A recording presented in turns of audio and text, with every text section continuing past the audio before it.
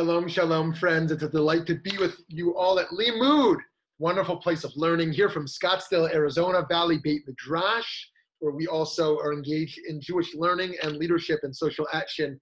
And we're going to talk about Kavod HaBriot, human dignity, an issue which is not only central to the Torah, but is central in my work of social justice and in Jewish leadership in general. Of course, the story begins with Tselem Elokim. The notion in Genesis 1:27, chapter 1, verse 27, that God created humanity in God's own image. In the image of God, they were created male and female, right? That we have a godly component in each of us that can never be stripped away, right? We are created in the image of God, giving us infinite dignity. And over there on Bereshit Rabbah 34:14, it says, one who sheds blood is regarded as though they had impaired the likeness, the demut, of HaKadosh Baruch Hu, of God. Why? Because Genesis 9:6, for God made humans in the image of God. So we see here that there's implications. This is not just an abstract theology. It means there are moral and ethical implications that emerge from the theology of the godliness of the human being. It says in Psalms, in Tehillim 8:5, you have crowned humanity with glory and majesty. Kavod vehadar ta'atrehu. That we human beings are given kavod. We are crowned with dignity, with glory. That is something that we have to learn to see. Now, seeing it can be very hard. Rabbi Harold Schulweis of blessed memory, a Holocaust survivor, conservative rabbi in the LA, told a story of a midrash where he would say that the angels were jealous that God was giving the image of God to the humans, and said, the angels came together and said, let's hide that image of God. Let's put it on the highest mountain so they can't climb up there and find it. Then the next angel came and said, let's put the image of God, hide it on the bottom of the sea. It'll take them centuries or millennia to get down there. And then the smartest angel emerged and said, let's hide that image of God in the depths of the human being, because they'll never look there. They'll never look there. And indeed, we can miss it, that the panim leads to bifnim, exteriority, the face, leads to interiority, inside, panim and bifnim. And that's why Levinas says the face of another should waken us to our infinite obligations to the other, based upon their dignity, not rooted in metaphysics, but in the concrete physical manifestation of the human being. It says in Pirkei Avot 6:11, all that God created in God's world, God created exclusively for God's glory, which is to say, our dignity, the human dignity, is the dignity of God. To shame a human being is to shame God. We shame God by shaming the pinnacle of human creation. Now, saying we're the pinnacle doesn't necessarily mean that we have to live an anthropocentric life, an anthropocentric existence, that humans are the center of all creation. Just because we're the pinnacle, we have obligations and responsibilities as stewards to the land, towards animals, towards all of creation. But how do we know this really matters? And this isn't just some abstract theology from Bereshit. Well, it says, the rabbis say in Brachot 19b, so great is the dignity of creatures, Kavod HaBriot, that it displaces a prohibition of the Torah, a lo ta'aseh, right? It's so important that it overrides a Torah prohibition. Fascinating. It goes on in Brachot 28b, when Rabbi Eliezer fell ill, his disciples went to visit him. They said to him, Master, teach us the paths of life, so that they may, through them, win the life of the future world, the Olam Haba, the next life.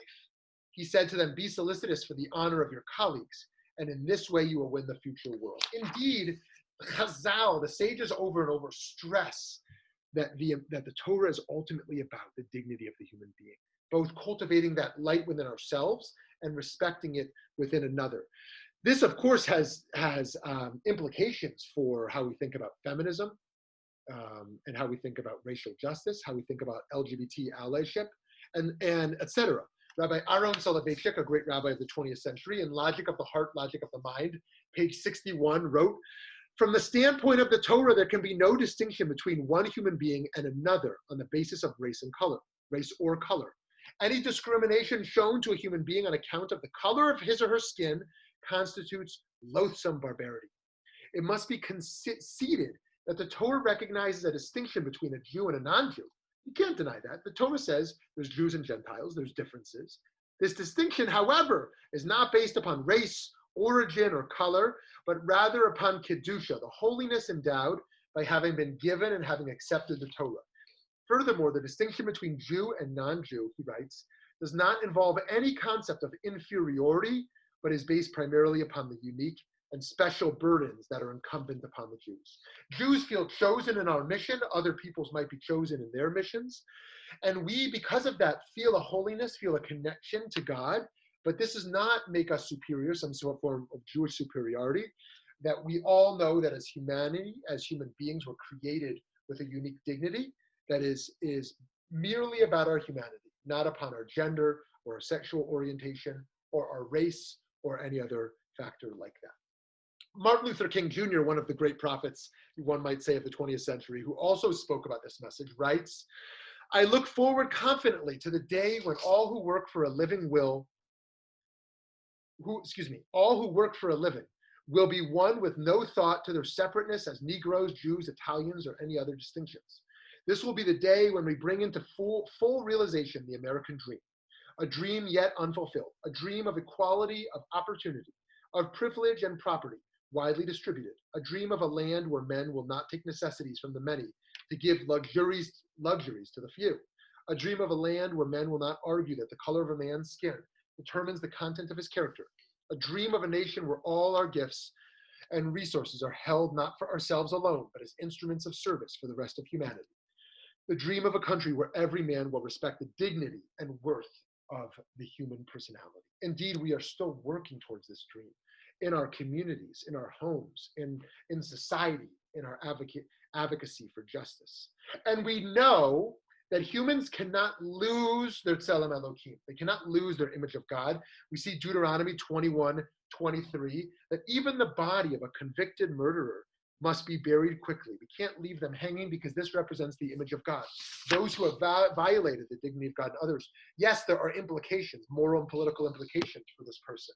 And yet there is still a dignity, there's still a humanity that is there because of them merely being created in the image of God. So those who are our political opponents or those who have done real evil in the world, yes, they may lose their social dignity. They may have to go to prison. They may lose rights, but they can never lose their fundamental human dignity. Rambam does say in Hilchot Teshuvah 8:1 that evil actions diminish the divine character of a human person. In fact, we have the potential to shape our inner divinity, the way that we bring the divine light in us and bring it to light through the refinement of our character. And yet at the same time, we can darken that light. Nonetheless, there is still an image of God that is always there. And so this means that in our advocacy work, even when we oppose someone, we can never demonize, we can never destroy them or seek to hurt them as individuals, because there is a dignity, as my teacher, Rabbi Avi Weiss, writes in his book on spiritual activism, that you don't demonize the opposition, right? You fight for your cause, you can fight robustly even, and yet there is still a human dignity to the opposition, even if they're fighting for something grotesque. That we might also say, as I've argued, one might lose their social dignity and go to prison, that still there's a human dignity, and the implications are that they can't be tortured. There's things that can't be done to such people, even if they lose their social rights. Now, what do we do about invisible people? In social justice, our work is to make the invisible people seen, to make the unheard cries heard. I think of Maria, a woman that I talk about often because I think of her in the back of a restaurant where she left her children early in the morning and it was still dark and no one saw her. She got on a bus and no one saw her. She went into the back of a restaurant, no one saw her. She worked all day back there. No one saw her. Then at night it was dark and she got back in the bus and went home and her kids were already sleeping and no one saw her. And our job is to make Maria seen, to make people who are victims of domestic abuse or animals in cages or people who are victims of genocide on the other side of the world were heard, people in the global south struggling from poverty, right? People who are not paid adequate wages to survive, people who are not seen, for us to see them, to make their dignity seen. Those who are not heard, their cries are not heard, to help them be heard. And sometimes, friends, we have to value folks who may not value us, to see the dignity in people who don't see dignity in us. It's not about reciprocity. I think back to an American Jewish agency stuck in the predicament when Iran had a terrible earthquake and tens of thousands of people were injured and thousands had died, and the American Jewish community raised a lot of money to support, and the Iranian government rejected, said, we don't want your dirty Jewish money. And the Jewish community had a challenge. Some said, if they don't want it, they don't get it. If you don't respect Jews, you don't get it. And others said, well, let's give it privately. Let's give it anonymously, because it's more important that we help those victims than that they acknowledge that it be from Jews. These are difficult issues, right? How to help someone who is might be perpetuating evil, how to help someone who hates you. And yet, it's not only about the person, it's virtue ethics. Virtue ethics say, as opposed to deontology and consequentialism, deontology where we're concerned with our rules and our duties, and consequentialism where we're concerned with the consequence of our moral actions. In virtue ethics, we are concerned with our own virtue. I have to do what's right because of my own character. This is the work of Musar and of our Tikkun Midot, that we care about someone else's dignity regardless of who they are, because I need to do I need to act as in dignified way, act with compassion, act with justice for my own character, beyond even the importance of others. And in fact, sometimes we have to help our detractors. I think of Rav Avraham Yitzchak HaKohen Kook, the first Ashkenazic chief rabbi of pre-state Israel, where his detractor would pour garbage on his head. And that detractor who would pour garbage on his head frequently on Rav Kook's way to work, one day needed an emergency medical procedure. And the only person in the world who knew how to perform this medical procedure in Britain was someone who loved and respected Rav Kook. And so the tzaddik of Yerushalayim came to Rav Kook and said, I know this person has hurt you, has shamed you, but they need you now. And immediately Rav Kook wrote a letter to the doctor saying, please help this man, regardless of how he hurt him. And he called the tzaddik of Yerushalayim back and he gave him money and said, he's going to need money for his travels. He didn't even see the pain that was caused to him. He saw the dignity in the person nonetheless.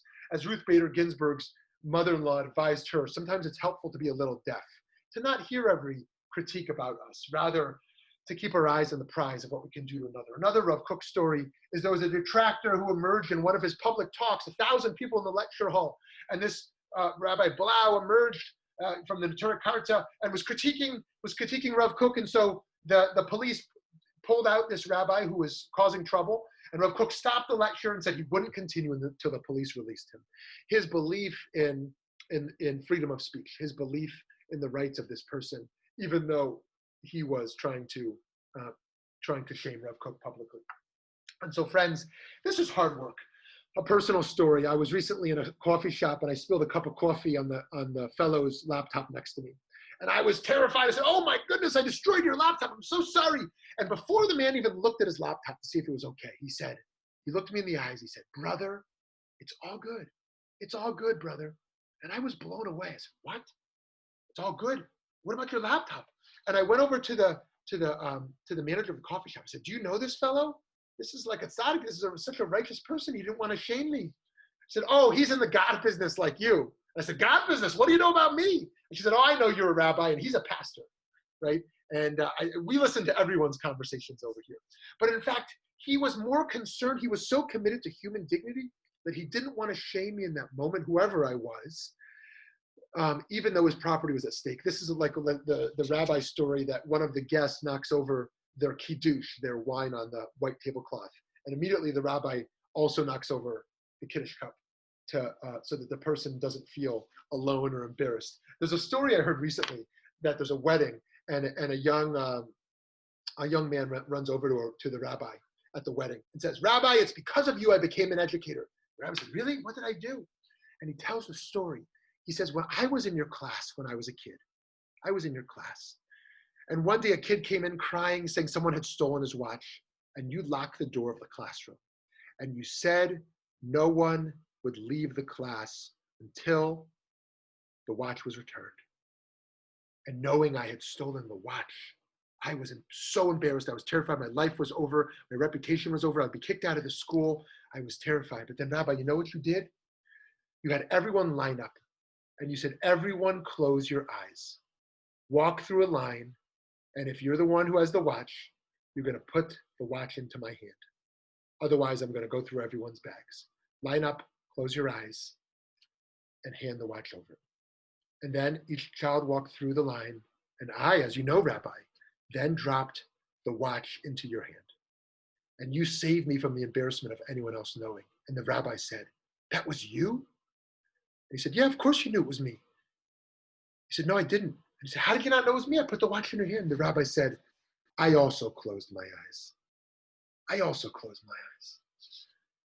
And that man became an educator because of that rabbi, because he saved his dignity. He could have destroyed him in that moment. But he knew we all make mistakes. In this month of Elul, as we focus on teshuvah, repentance, we think about second chances. We think about maintaining the dignity of others around us. Rabbi Yisrael Salanter, his students saw him washing his hands with the Netilat Yadayim before eating bread for a challah. And they saw he used the smallest amount. They said, Rabbi, why are you using so little? You should use more. Glorify the mitzvah. And he said, you see that man outside? That man who's carrying that bucket? If I use more water, it creates more work for him. He saw the person behind it and wanted to honor his dignity. Because the alternative is achrayut, cruelty. And achrayut, cruelty, happens when we don't see the acher, the other. When we see the acher, we don't engage in achrayut. We have to see them, So friends, we are obligated in kavod habriot, honoring the dignity of the other. And this emerges from the theology of tzelem Elokim, that all human beings are created in the image of God. This is a Torah deraita obligation. It's a derabanan, a rabbinic obligation, and it emerges in modern theology in response, and modern ethics in response to the Shoah, to the Holocaust, of how such atrocities can happen. And it's imperative in my work and in all of our work today to work to repair the world, our work of Jewish social justice, to not only see dignity in our family and our friends, but in our allies, and even in our opposition, so that we engage in tzedek tirdov. The first tzedek, that we fight for justice as an ends, but the second tzedek as a justice of means. That we don't only fight for the ends of justice, but for the means of justice. That we fight justly in the end, and we do that by embracing kavod habriot. All the best, much bracha and hatzlacha. Many blessings.